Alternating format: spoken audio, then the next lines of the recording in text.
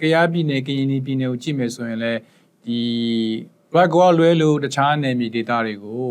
ဒီတော်လိုင်းရေးတက်တွေဟလာအတိုက်ခံအုပ်စုတွေပို့ပြီးထိန်းချုပ်လာနိုင်တာကိုကျွန်တော်တို့တွေ့ရပါတယ်အဲ့ဒီမှာဘာလို့တွေ့ရတယ်လဲဆိုတော့ local governance ဆိုတဲ့ကိစ္စကိုပြောရတယ် local governance ဆိုတော့ကျွန်တော်တို့စတွေ့ရတယ်နောက်ပြီးတော့ဒီတရားစီရင်ရေးကိစ္စတွေနောက်လူထုရဲ့ကျန်းမာရေးပညာရေးကိစ္စတွေကိုစတင်ပြီးဆောင်ရွက်လာတာကိုတွေ့ရပါတယ်ပြီးတော့အဲ့ဒီအဖွဲ့တွေကိုလည်းအပြင်ကနေကူညီမှုတွေစိတ်ဝင်စားမှုတွေအများကြီးရှိတာကိုတွေ့ရတယ်ဒီလိုပဲရခိုင်ပြည်နယ်မှာဆိုရင်ဟလာအခုဆို AA ကသူ့ရဲ့ territory control တွေသူ့ရဲ့ population control လည်းပို့ပြီးတော့သူ့အောက်မှာ population လည်းပိုများလာတာကိုကျွန်တော်တို့တွေ့လို့သုံးသပ်လို့ရပါတယ်အဲ့ဒီအခါမှာအခုန local governance တို့judiciary ပေါ့နော်တရားစီရင်ကိစ္စတို့ကျန်းမာရေးနဲ့ပညာရေးအထူးသဖြင့်အဲ့ဒါတွေပေါ့အဲ့ဒါတွေနဲ့ပတ်သက်ပြီးတော့ဘာတွေဆောင်ရွက်နေလဲဆိုတာကျွန်တော်တို့သိလို့ရမလားဟုတ်ကဲ့ကျွန်တော်တို့ဒီ2023တိုက်ပွဲတွေမစခင်အပြစ်ရထားတဲ့ကာလမှာဒီအထွေထွေအုပ်ချုပ်ရေးပြည်သူ့ရေးရာစီမံခန့်ခွဲမှုနဲ့ပတ်သက်ပြီးမှဒီ Arakan ဟိုပါပေါ့ authority ဆိုပြီးကျွန်တော်တို့လုပ်ခဲ့တာရှိတယ်အဲ့ဒီမှာတရားစီရင်ရေးရဲလုပ်ငန်းတို့ကျန်းမာရေးဆိုင်ရာဒီ government service providing ပေါ့အဲ့ဒီ government service delivery တွေကိုကျွန်တော်တို့လုပ်ခဲ့တယ်ပြီးမှဒီ Arakan public policy and public administration ကျောင်းကိုဖွင့်ပြီးမှကျွန်တော်တို့လူငယ်တွေကိုလေ့ကျင့်ပြိုးထောင်တဲ့ဟာတွေကိုကျွန်တော်တို့လုပ်နေတယ်ဆိုတော့တဖြည်းဖြည်းနဲ့တော့ဒီထက်ပိုပြီးစနစ်တကျတော့ပေါ်လာပါပြီဒီနောက်ပိုင်းတိုက်ပွဲတွေလည်းတအားများမျိုးပေါ်တွေကိုလည်းတင်လိုက်တော့ဒီအရင်အစိုးရလက်ထက်မှာရှိနေတဲ့အုပ်ချုပ်ရေးရန်တရားတို့နောက်တခြားပြည်သူ့ဝန်ဆောင်မှုလုပ်ငန်းနဲ့ဗန်စနစ်တွေကအစအကုန်လုံး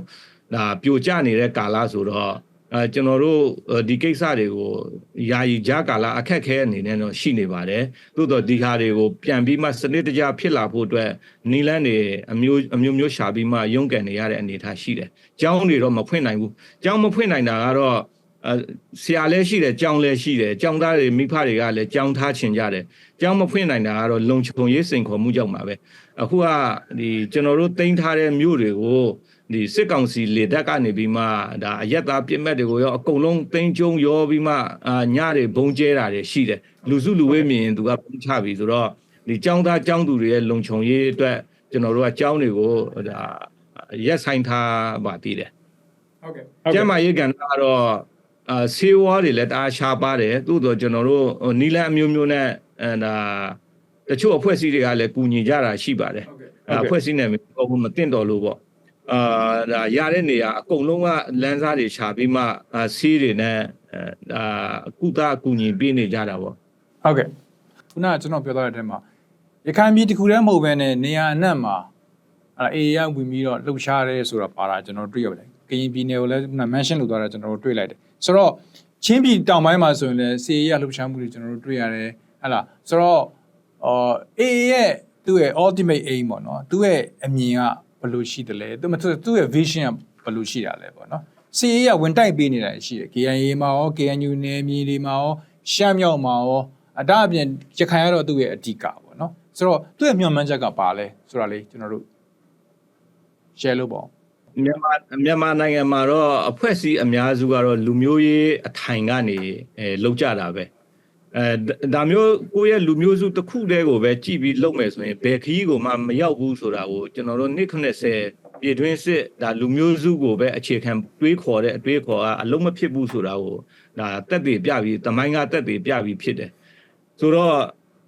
ကျွန်တော်တို့ကအလုံးစောစောကမေးခွန်းတွေမှာလည်းပြောဖြစ်ပါတယ်ခိုင်ဒေသကနေရန်သူတွေကိုမောင်းထုတ်လိုက်ပြီဆိုတော့ကိုကအောင်မြင်ပြီလားဆိုတော့အဲ့လိုမျိုးပုံစံကချက်မရဘူးသူကအခိုက်တန့်မဲ့သူကအာရော့နေတဲ့အချိန်မှာထွက်နေတာဒါနိုင်ငံရေးအရသူ့ရဲ့အာမခံချက်မရှိဘူးစစ်ရေးအရလည်းဒီထက်ပိုပြီးမှ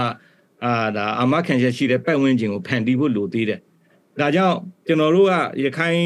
ဒေသရခိုင်မျိုးသားအကျိုးစီးပွားကိုဗဟိုပြုထားတဲ့အထိုင်နဲ့စတင်ခဲ့တာဆိုပေမဲ့မြန်မာတနင်္လာရီမှာရှိတဲ့မဟာမိတ်တွေနဲ့ပူးပေါင်းလှုပ်ဆောင်လာရင်ကျွန်တော်တို့ကပဂတိအခြေအနေတွေနဲ့အရေးကြီးတဲ့လက်တွေ့သဘာဝပို့ပြီးသဘောပေါက်လာတယ်ဆိုတော့ကျွန်တော်တို့လူမျိုးစုတစ်ခုတည်းဒုက္ခရောက်နေတာမဟုတ်ဘဲနဲ့လူမျိုးစုအသီးသီးရဲ့ လူမျိုးပေါင်းစုံလွတ်မြောက်ရေးဆိုတဲ့ဟာကိုကျွန်တော်တို့ဒီရခိတလမ်းစဉ်နဲ့တွဲပြီးမှ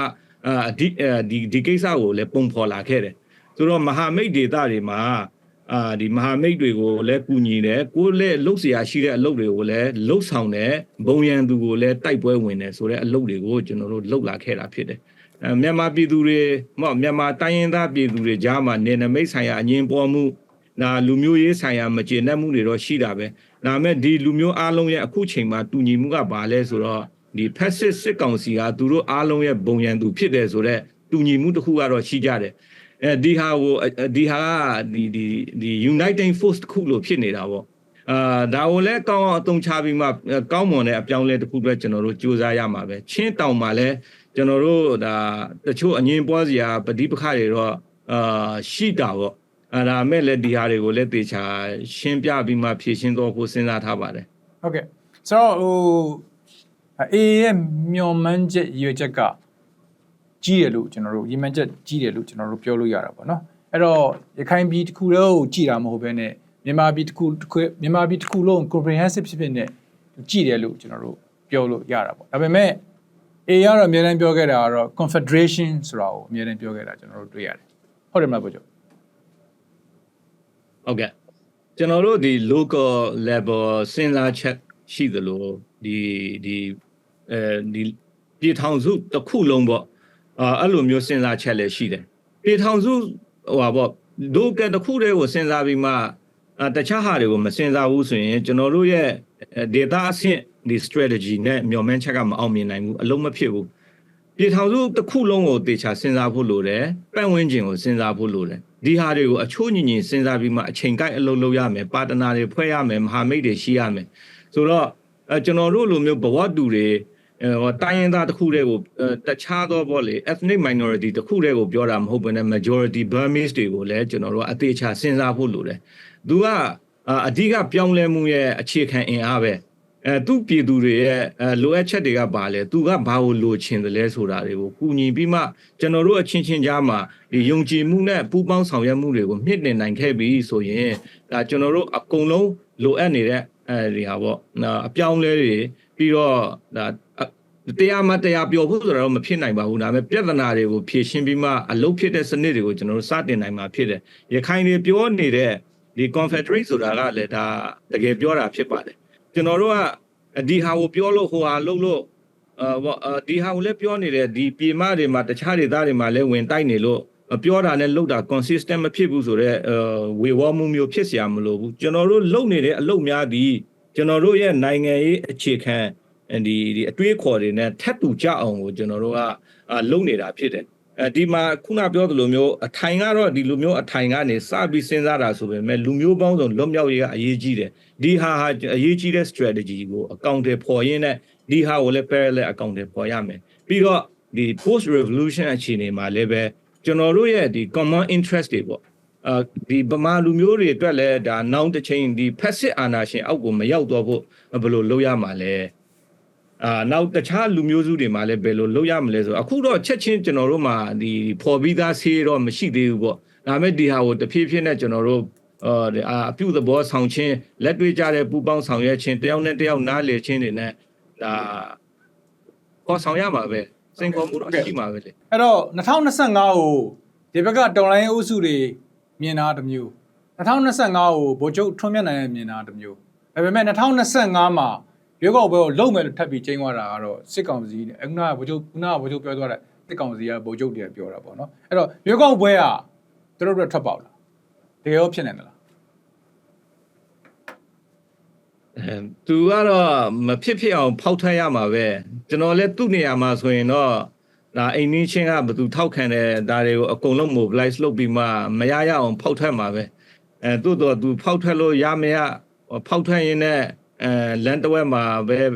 ငြိမ်သွားမလားပေါ့နော်ဒါကတော့ကျွန်တော်တက်အပ်မဟောနိုင်ပါဘူးလက်ရှိမြန်မာနိုင်ငံရဲ့အခြေအနေကိုကြည့်ရတာတော့ဒီရွေးကောက်ပွဲလုပ်ဖို့တော်တော်လေးခက်ခဲမဲ့အခင်းချင်းကိုတော့မြင်နေရတယ်ဒီကြားထဲမှာတချို့ပေါ့သူ့ရဲ့သူ့ကိုကူညီချင်တဲ့ပတ်ဝန်းကျင်ကလုပ်နေတဲ့ strategy တွေအောင်မြင်တော့ပုံစံတစ်မျိုးမျိုးနဲ့သူလဲ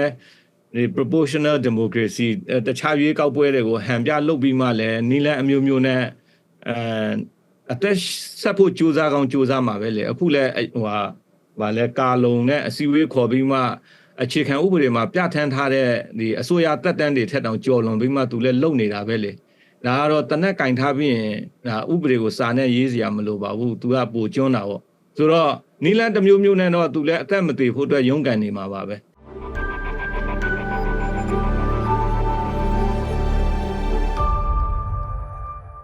အဲ့တော့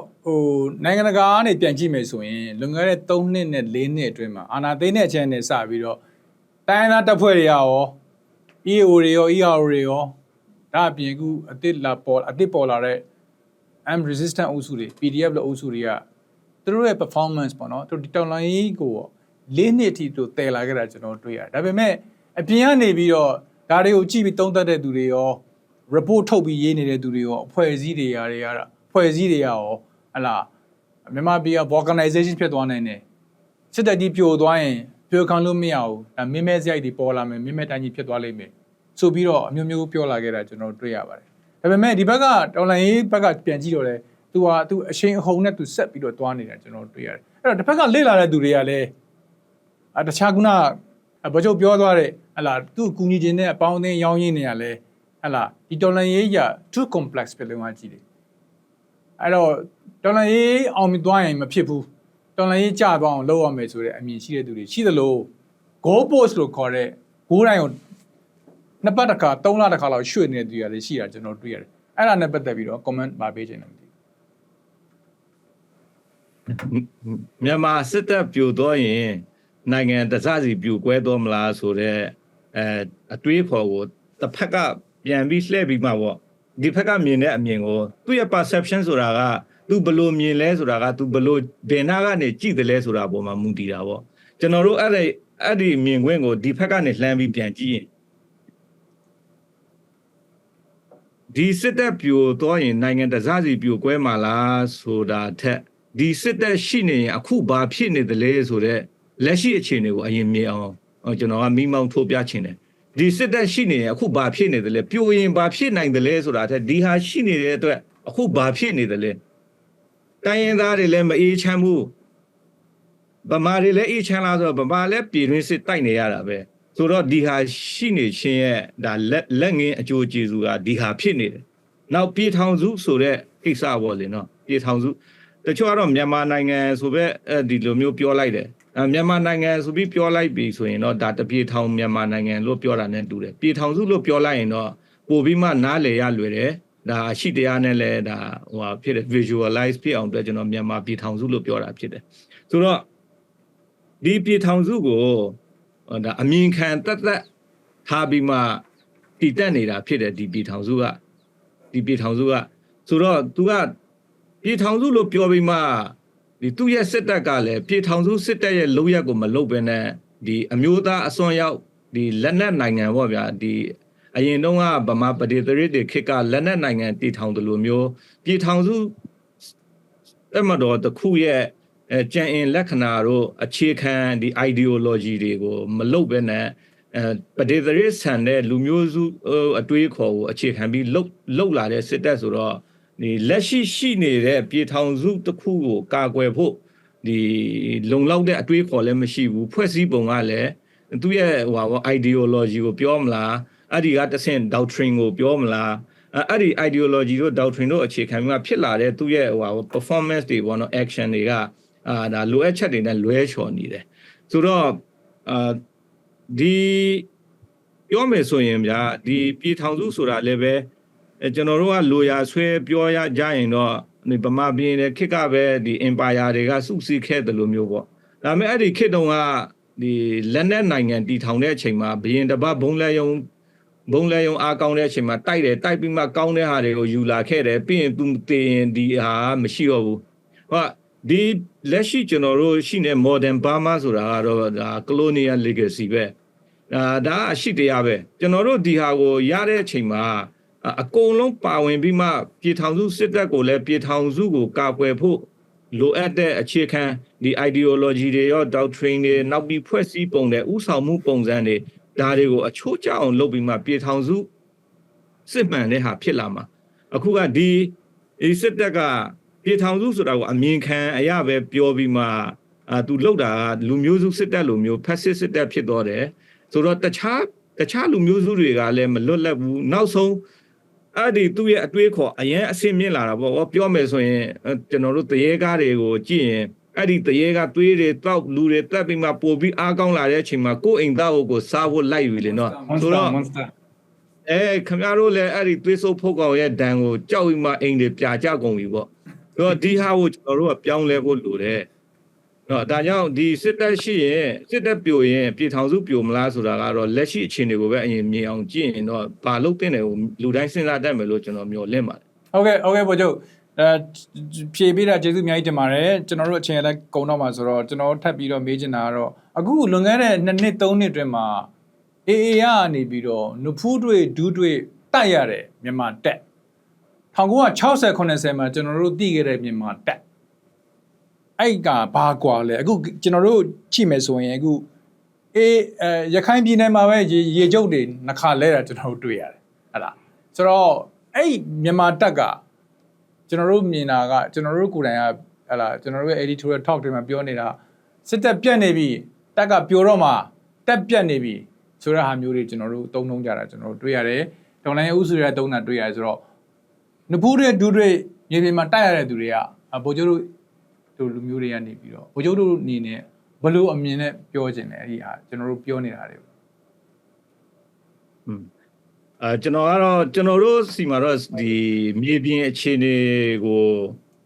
တေချာစစ်ရေးတုံ့တက်ထားတဲ့ဟာတွေတော့ရှိပါတယ်ဒါပေမဲ့ဒီတိုက်ပွဲကမပြီးသေးဘူးဆိုတော့ဒီစစ်ရေးတုံ့တက်ချက်ကိုကျွန်တော်ကအရန်မဖော်ထုတ်ပါဘူးအဲ့ဒါမဲ့ပြောနိုင်တဲ့လောက်ပြောရမယ်ဆိုရင်တော့ဒီရှမ်းမြောက်ဖက်နဲ့ဒီကချင်ဖက်တွေမှာဆိုရင်သူကလေတက်ရဲ့ပြစ်ကူကိုယူပြီးမှ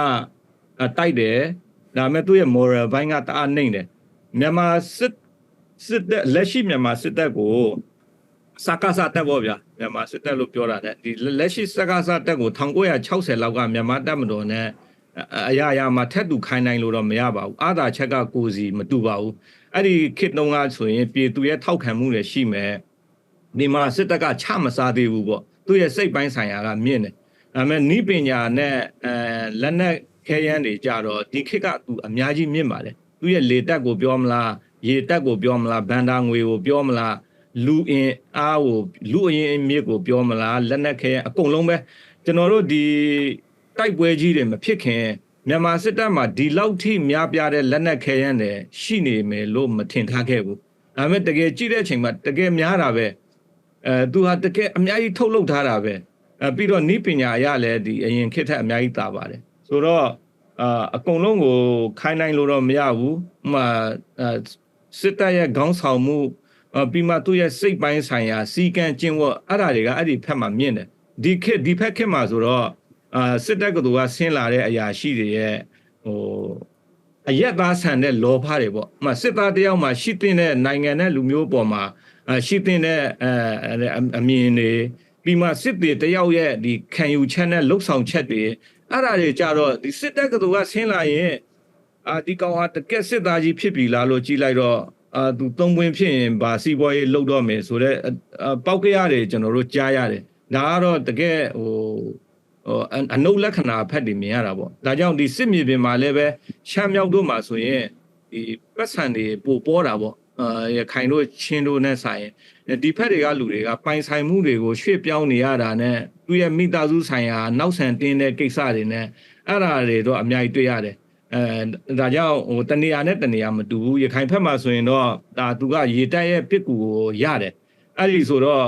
သူကတကယ်ကြားကုတ်ကြားခဲတိုက်ပြီးမှလူပါအသေးခံတော့တဲ့တက်မှုတွေတော့ကျွန်တော်တို့တွေ့ရပါတယ်ကျွန်တော်တို့ကတော့အဲ့ဒီတွေကိုရန်သူဆိုပေမဲ့ဒါကျွန်တော်တို့စိတ်ထဲမှာတော့ဒါဒီကောင်တကယ်စစ်သားပဲသူနဲ့တိုက်ရတာတော့မဆိုးဘူးကွာဆိုတော့ခံစားချက်တော့ရှိကြပါတယ်ဟုတ်ကဲ့နောက်ဆုံးတော့သူရှုံသွားမှာပါအခုကတော့သူ့ရဲ့လူဘလောက်ပဲနီးပညာမြင့်လို့တုံနောက်ပိုင်းဒီစစ်မှုထမ်းဥပဒေပြဋ္ဌာန်းပြီးမှခေါ်လာတဲ့စစ်သားအသစ်တွေကတော့အများကြီးထိုးသွင်းလာတယ်ဒီလူတွေပဲအခုနောက်ပိုင်းတိုက်ပွဲတွေမှာအကြရှုံးအများကြီးပဲ နေရာတိုင်းမှာသူတို့ပဲအလဲလဲကွယ်ကွယ်ကြရှုံးနေတာရှိတယ်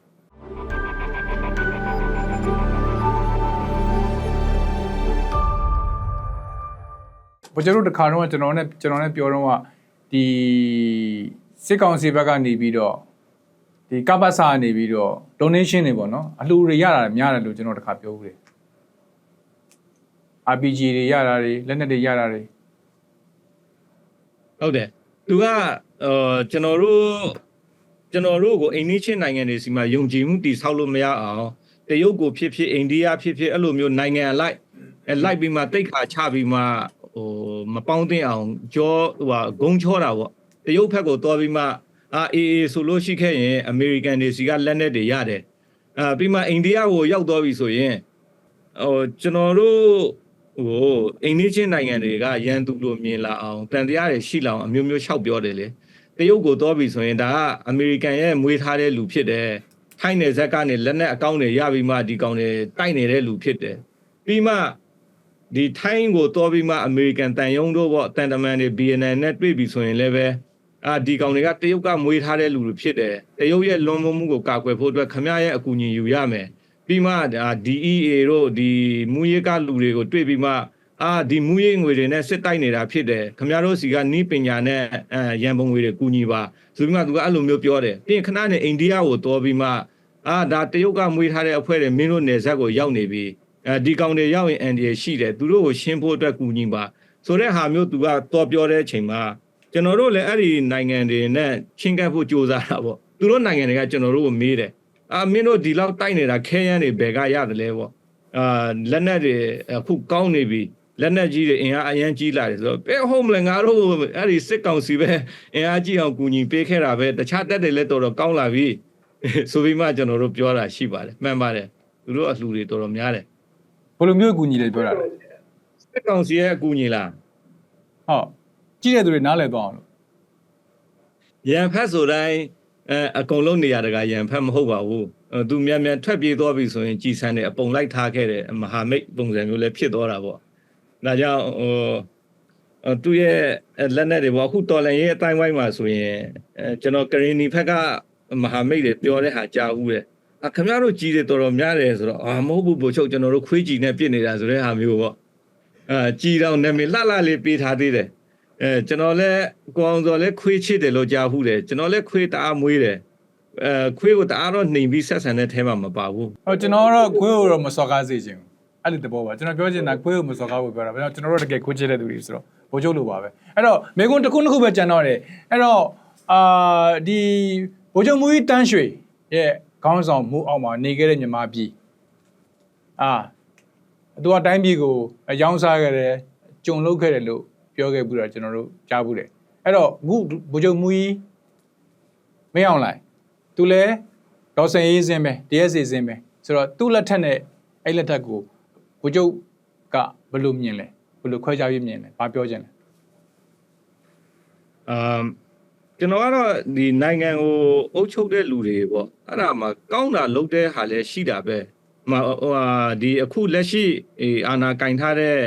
ဦးမင်းအောင်လှိုင်လည်းသူကတော့အာဏာရှင်တော့အာဏာယူလို့အာဏာရှင်ဖြစ်လာတာပေါ့ဒါပေမဲ့သူလည်းသူအုပ်ချုပ်တဲ့အချိန်မှာနိုင်ငံကိုအောင်မြင်ခြင်းနဲ့စေတနာတော့ရှိမှာပဲလက်တွေ့လောက်တာမလောက်တာစနစ်အမားတွေနဲ့ဆုံးဖြတ်ချက်အမားတွေချတာတော့တပိုင်းပေါ့ဗျာဒါဥတန်းရွှေလက်ထက်မှာလည်းသူလည်းရန်သူကိုရန်သူလို့ဆက်ဆံတာပေါ့ကိုပြည်သူတွေကသူ့အာဏာထိန်ဖို့အတွက်ဒါပေမဲ့သူလုတ်ခဲ့တဲ့ဟာတွေလည်းကောင်းတာတွေလည်းရှိခဲ့တာပါပဲသို့တော့ဒီတော်လန်ရေးလှုပ်လို့ရတယ်မရဘူးဆိုတာကတော့သူညံ့လို့ဘယ်သူတော်လို့ဆိုတာကိုကျွန်တော်တော့မပြောလို့ဘာဖြစ်လို့ဆိုတော့စစ်တပ်ကိုအာဏာကိုစစ်အာဏာကိုကင်ပြီးမှလက်နက်မိုးပြီးမှတိုင်းပြည်အုပ်ချုပ်တဲ့လူကတော့ညံ့တယ်လို့တော့ပြောလို့မရဘူးဒီဗိုလ်ချုပ်မူကြီးမင်းအောင်လှိုင်ဆိုတဲ့ပုံကိုလည်းအရင်ဘယ်လောက်ထိရက်ဆက်လဲပေါ့နော်သူလက်ထက်မှာဒီတက္ကသိုလ်ကကလေးတွေကိုလမ်းမပေါ်မှာခေါင်းကိုတနက်နဲ့ပစ်ဖို့အမိန့်ပေးတာတွေကအစကြည့်ရင်တော့ဒါအပြောအဆိုဖြည်းဖြည်းအေးပြောတဲ့အတိုင်းဒါပြောညံ့တယ်လို့တော့ပြောလို့မရပါဘူးဆိုတော့ဒါမတူညီချက်ကဘာဖြစ်နိုင်လဲဆိုတော့ generation မတူဘူးနောက်ပြီးမှနည်းပညာတွေမတူဘူးဟိုဥတန်းရွှေလက်ထက်ကဖြတ်တန်းခဲ့တဲ့အတွေ့အကြုံတွေသင်ခန်းစာတွေကိုအကုန်လုံးထောက်ပြီးမှဒီခေတ်မှာဒီခေတ်သားသမီးတွေပေါ့နည်းပညာခေတ်ဖြစ်တယ် mobilize လုပ်ရတာလွယ်တယ်ပြီးတော့ democracy ကာလကို10နှစ်လောက်ဖြတ်တန်းထားတယ်ဒီကြားထဲမှာ ဒီသူတို့ဒီမိုကရေစီဖြတ်သန်းနေတဲ့ကာလမှာလည်းပဲဥမာကျွန်တော်တို့ညီနောင်သုံးဖွဲ့ရဲ့တော်လန်တော့တိုက်ပွဲတွေကိုသူတို့မျက်ဝါးထင်ထင်မြင်နေရတယ်ပေါ့ဒီမီဒီယာခေတ်ဆိုတော့သူတို့ကိုအာဏာသိမ်းတဲ့အချိန်မှာတော်လန်ရေးဆိုတာဒီလိုချရတယ်ဆိုပြီးမှသူတို့အမြင်တွေအများကြီးရှိတယ် mobilize လုပ်ဖို့ communication နည်းပညာရှိတယ်ပြီးတော့သူတို့တွေလာခဲ့တဲ့အချိန်မှာကျွန်တော်တို့တော်လန်ရေးအဖွဲ့အစည်းတွေအများကြီးပေါ့ KIO ပါဝင်အားလုံးအဖွဲ့တိုင်းကကောင်းကောင်းလေးဒါအဆိုးတွေဖြစ်ခဲ့တာတော့အများကြီးဒါမဲ့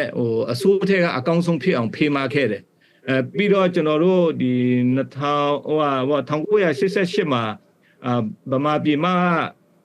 ကျောင်းသားလူငယ်တွေထွက်ပြေးလာတဲ့အချိန်မှာမှားခဲ့တဲ့သင်ခန်းစာတွေကိုကျွန်တော်တို့ကသိခဲ့တယ်ဒါကြောင့်အဲ့ဒီလိုမျိုးမလိုလားရတဲ့ဆုံးရှုံးမှုတွေမဖြစ်အောင်ပြီးတော့ဒါစီမံခန့်ခွဲမှုဆိုင်ရာအမှားတွေမဖြစ်အောင်အကောင်းဆုံးတော့ကျွန်တော်တို့ပဲကင်ပေးခဲ့ကြတယ်ဒါကြောင့်လည်းပဲဒီဟာရဲ့တက်ရောက်မှုတွေအကျိုးတွေတော့ဒါဒီနေ့ဖြစ်လာတဲ့အတီးပွင့်တွေပေါ့ပြောလို့ရမယ်ထင်ပါတယ်မကြခင်လည်းပဲမြန်မာပြည်အလယ်ပိုင်းမှာဒါတော်လန်ရေးတွေအရင်ထက်ပိုပြီးမှမြင်လာရမယ်လို့တော့ကျွန်တော်ယုံကြည်ထားတယ်မကြခင်ဆိုတာတိတ်မကြခင်ကိုပြောတာပါအဲ့တော့ကျွန်တော်နောက်ထပ်မေးခွန်းတစ်ခုကြံတယ်အဲ့ဒါကတော့ဘိုးကျော်ကနေပြီးတော့တစ်ခါတော့တကယ်ကိုအားလုံးသဘောကျတဲ့ comment တစ်ခုပေးခဲ့တာရှိပါတယ်အဲ့ဒါကတော့တန်လင်းကိုတိုင်းသားအုပ်စုတွေပြောခဲ့တာပါတော်လန်ရေးကိုနှစ်ပေါင်း80လောက်ခဲ့တယ်ဝိုင်းတောက်ခဲ့တယ်ဆိုတော့ဝေဖန်မှုတစ်ခုပြောခဲ့တာကျွန်တော်တို့တွေ့ဘူးပါတယ်အဲ့တော့ဒီနေ့ဒီချိန်မှာ AA ရဲ့